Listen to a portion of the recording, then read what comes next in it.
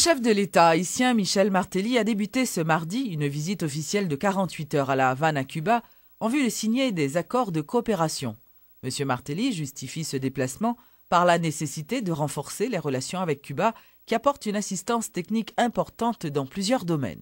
8 accords de coopération seront paraphés par le président Martelly et son homologue cubain Raúl Castro. Plusieurs ministres haïtiens présents à La Havane auront des séances de travail avec leurs homologues cubains afin de faciliter l'exécution des nouveaux programmes. Les accords concernent les secteurs de la santé, de l'éducation, de l'agriculture et des services mécaniques. Le président Martelly s'est dit préoccupé par la relance de la production agricole. Il mise donc sur l'assistance technique cubaine pour réduire la dépendance alimentaire d'Haïti. Nous citons « Si nous investissons 1,5 milliard de dollars dans le secteur agricole, le pays sera autosuffisant à 70%, a jugé M. Martelly. Lancement ce mercredi d'un forum national sur la réforme de l'État. C'est une initiative de la primature par l'entremise de l'Office national de management et des ressources humaines. Par cette activité, le gouvernement entend réaliser des discussions avec les secteurs de la vie nationale autour de la mise en œuvre d'un processus de réforme au sein de l'administration publique. Le Premier ministre, Laurent Lamotte, qui intervenait en la circonstance, a invité les participants à faire valoir sans réserve leur point de vue sur la question en vue de sa réussite. Les objectifs du programme cadre de réforme de l'État 2012-2017 seront les suivants. Numéro 1. Développer et valoriser les ressources humaines de la fonction publique. 2. Rénover le cadre légal et harmoniser les missions des ministères et autres organismes gouvernementaux. 3. Réorganiser et restructurer les services déconcentrés de l'État en vue d'assurer une meilleure gestion de proximité et de fournir les qualités de services à la population. 4. Répartir les compétences et les responsabilités entre le centre et la périphérie. Ce point est le point pendant de la déconcentration des services de l'État, qui doit exercer une tutelle administrative et budgétaire de qualité sur les collectivités territoriales. 5. Améliorer les conditions de travail par la modernisation du cadre physique et des moyens matériels. 6. Généraliser dans le système administratif l'utilisation des nouvelles technologies de façon à améliorer la gestion publique et les relations avec les usagers. 7. La coordination du projet avec les différents ministères. Afin de faciliter et d'apporter de la cohérence à la mise en œuvre de l'ensemble du dispositif, nous allons poursuivre la redynamisation des structures transversales interministérielles chargées de la coordination et l'harmonisation des politiques publiques. Et de son côté, le représentant des partenaires techniques et financiers internationaux, ainsi que l'actuel chargé d'affaires de l'Union européenne en Haïti, ont salué l'initiative qu'ils jugent nécessaire dans le cadre du progrès et du développement du pays. Cependant, João de Santana souligne à l'attention des autorités haïtiennes que des conditions préalables doivent être réunies afin d'atteindre cet objectif. D'abord, il y a la question de leadership. Et la capacité de mise en œuvre par vous, par les responsables haïtiens. Il est impératif que le pilotage de cette réforme soit le fait des autorités haïtiennes, notamment administratives. Il y a aussi la question de la pérennisation politique. La réforme d'État est un long processus, mais il est nécessaire que la structure en charge du pilotage de la réforme de l'État s'inscrive dans la durée. Il s'intègre pleinement dans l'appareil de l'État. Mais il est aussi nécessaire que la volonté politique de réforme existe à tous les niveaux des acteurs, y compris le Parlement. Il y a aussi la question de budget. Le programme de réforme devrait être inscrit au budget de l'État, tant pour l'investissement que pour le fonctionnement. Et les actions financées par les partenaires devrait également apparaître, être inscrite au budget de l'État. C'est le tic-tac d'un processus de grande envergure qui engage tous les secteurs de l'administration, centrale, déconcentrée, décentralisée, qui sera fait de résultats les uns après les autres, de petits pas, mais des petits pas concrets, réels, mais aussi qui apportera un nouvel esprit au sein de l'administration, au sein du propos de ce pourquoi le service public est là dans ce pays au service de la population. Plusieurs dizaines de personnes membres de la Société d'animation et de communication sociale, SACS, et responsables de radios communautaires ont organisé ce mercredi un sit-in devant les locaux du Conatel dans le but de dénoncer la fermeture de certaines stations radio communautaires, dont voix Claudie Museau-Ocaille. En réaction, le directeur du Conatel, Jean-Marie Guillaume, ayant pris le contre-pied de ces accusations, a fait remarquer que ces stations de radio fonctionnaient en dehors des normes légales. Ils étaient plusieurs dizaines massés devant les locaux du Conatel ce mercredi. Les responsables de la Société d'animation et de communication sociale SACS, ainsi que d'autres représentants de radios communautaires, protestaient contre la fermeture de certains médias communautaires, dont la voix Claudie Museau-Ocaille. Sonny Estéus, directeur de la SACS, se réfère à la loi mère du pays pour exiger la réouverture de ces stations de radio. La radio communautaire n'est pas illégale, il a fonctionné d'après l'article 28 de la Constitution qui dit que le peuple doit utiliser moyens pour le faire l'idée le passé. Ni article 19 Déclaration universelle droit monde. Donc, on n'a pas pour un prétexte licence pour la fermer radio communautaire. Le ministère de la Santé publique a utilisé radio communautaire pour faire campagne de vaccination. Le ministère de l'Intérieur a utilisé radio communautaire pour protection civile. Le ministère de la Justice a utilisé radio communautaire. Le ministère de la Condition Femmes a utilisé radio communautaire. Nous ne pouvons pas comprendre qu'on a tel bien dans même l'État, dans le même gouvernement pour fermer radio communautaire. Donc nous venons là, nous disons pas que radio communautaire qui a fermé et nous avons une loi dans la chambre, c'est sous base de loi, ça, la radio communautaire va attendre pour venir légaliser tête, mais entre-temps, il y a travail sur l'article 28 de la Constitution. Pour sa part, le directeur général du Conatel persiste et signe. Pas question pour des radios communautaires de fonctionner sans licence.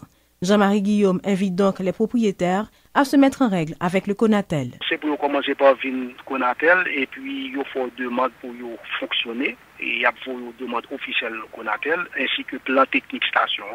Et puis de là étant, on est capable de diriger pour nous dire exactement ça pour nous faire. Donc tout ça que nous avons dit, c'est que le processus est un processus qui est très simple. Il y a bien Conatel et Conatel a assisté, a expliqué qui ça pour nous faire.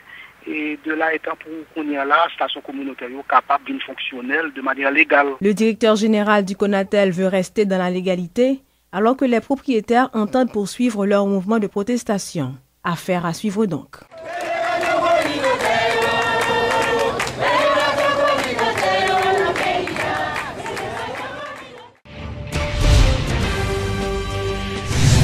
Des enseignants de Léogane, membres de la Confédération nationale des éducatrices et éducateurs d'Haïti, dénoncent leurs mauvaises conditions de travail au niveau de la cité d'Anakauna. Ces professeurs invitent les autorités concernées à prendre de nouvelles dispositions afin d'améliorer leur situation. L'État, il doit nous place nous dans la fonction publique là. Professeurs qui travaillent dans l'État, faites pour nommer sans perdre de temps. Pour l'État, forcer directeur de l'école privée, payer professeur un salaire qui est normal et qui est convenable. Professeur qui nommé dans l'État, il faut qu'il paye sans perdre de temps. L'État doit dégager le coup de Jean-Jacques pour faire toute l'école privée avec l'école de l'État gagne bon genre assurance.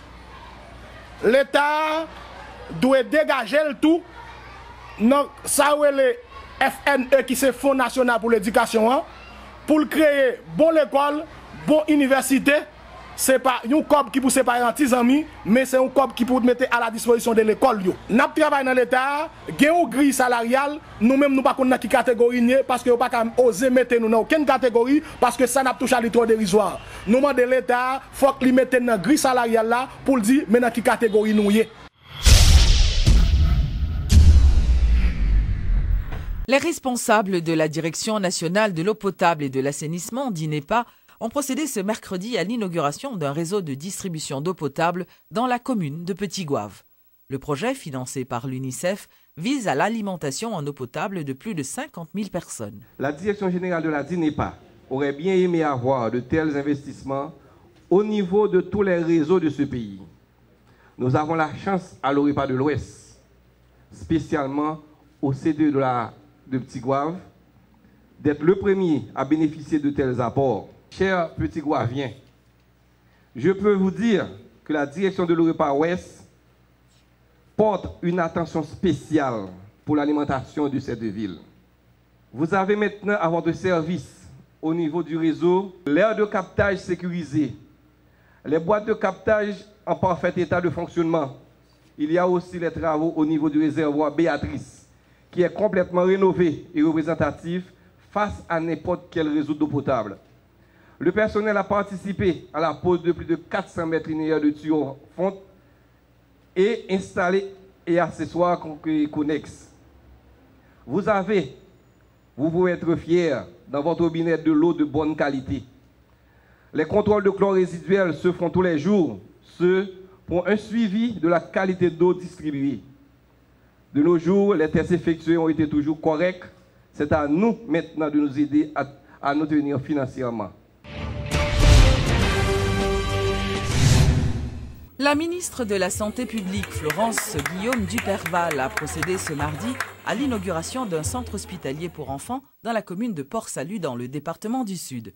La ministre a également inauguré un nouveau laboratoire à l'hôpital Immaculée Conception des Cailles, ce qui permettra à la population de ce département de bénéficier des soins de santé de proximité.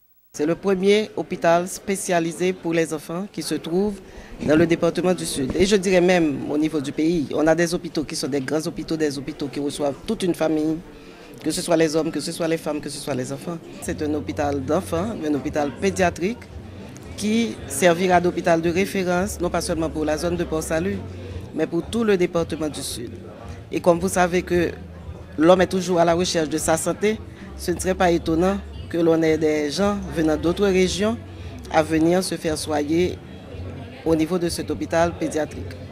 Donc on ne peut que admirer une œuvre pareille et dire en tant que ministère de la Santé publique, en tant que ministre de la Santé publique, que c'est le genre de partenariat que nous encourageons entre le secteur privé et le secteur public, qu'il soit international et qu'il soit local. Il faut que nous fassions l'autre. Donc c'est ça m'a encouragé pour aider nous à faire l'autre. Dans l'autre département, pour ne pas venir congestionner trop tôt. C'est vrai que l'économie est importante, c'est vrai que l'éducation est importante, mais tout le monde a la recherche de santé. Ça, nous tout attendons sur ça. Donc tout le monde a toujours essayé, côté qui baille bon soin de qualité, pour le faire des kilomètres pour venir prendre. Donc nous-mêmes, devoir nous, c'est ouais, si nous sommes capables progressivement mettre l'autre institution comme ça dans l'autre département. La journée internationale des personnes handicapées sera célébrée ce 3 décembre. Le secrétaire d'État, Gérald Auriol Jr., annonce que des activités culturelles, sportives et récréatives seront organisées. Le secrétaire d'État aux handicapés prévoit également de faire une présentation de la loi protégeant les personnes déficientes en Haïti à l'université Quisqueya. La volonté de l'État, ça commence à traduire tout dans des actes. Par exemple, capable de pour la dignité doté de quelques bus adaptés. Donc, qui ont une rampe qui peut permettre que les gens qui ont un problème de mobilité, mobilité réduite, capable de prendre transport utiliser facilement. Ensuite, il y a de l'autre ministère, il y a de l'autre organisme d'État, comme FAES, prévoit lancer un programme d'assistance pour environ 25 000 personnes handicapées. Donc, il y a un pile effort qui a fait. Cette situation a été extrêmement difficile, mais parallèlement, le gouvernement a une volonté pour faire bagaille avancer, pour permettre que les gens handicapés soient capables d'exercer la citoyenneté normalement. Ce n'est pas une question de charité, c'est un droit fondamental. Il faut que les gens soient capables d'exercer la citoyenneté. Et c'est une opportunité liée pour le pays. Si nous prenons en compte les besoins des handicapés, finalement, nous prenons en compte les besoins de tous les citoyens et citoyennes dans le pays. Parce que là, par exemple, on prévoit créer accès rampe d'accès, par exemple, dans l'institution, ce n'est pas seulement un monde à mobilité réduite qui peut l'utiliser. On maman qui a poussé et on petit monde sous. Donc, à utiliser rampe d'accès, il y a un monde qui a poussé son chariot, à utiliser rampe d'accès. Et si il y a une urgence et tu as besoin de blessés à déplacer, donc facilement, il a utiliser rampe d'accès. Donc, l'on planifié pour mon handicapé, finalement, on planifié pour toute société.